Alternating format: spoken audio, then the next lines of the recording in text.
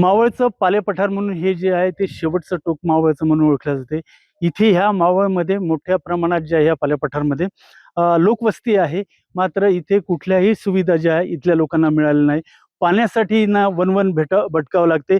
आपण बघत असाल हे जे विहीर आहे, ह्या विहिरीतून पाणी काढण्यासाठी त्यांना कितीतरी त्रास होतोय. इथं ज्येष्ठ नागरिक असेल, महिला असेल, मुलं असेल, हे इथून हे पाणी काढतात आणि आपल्या घरी नेतात.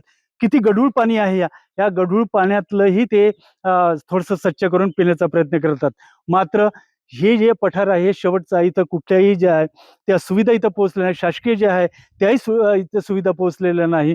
इथे खासदार, आमदार जे आहे, इथे जे आहे जवळ-जवळ 2-2, 3-3 टर्म झालेल्या, मात्र इथे त्यांचं कुठलंही लक्ष आपल्याला इथे दिसत नाही. त्याच्यामुळे अजूनही या सुविधापासून हे जे नागरिक आहे ते लांबच असताना आपल्याला दिसत आहे. हे जे गढूळ पाणी आपण दिसत आहे, तेच पाणी पिण्याची वेळ त्या इथल्या लोकांवरती आलेली आहे.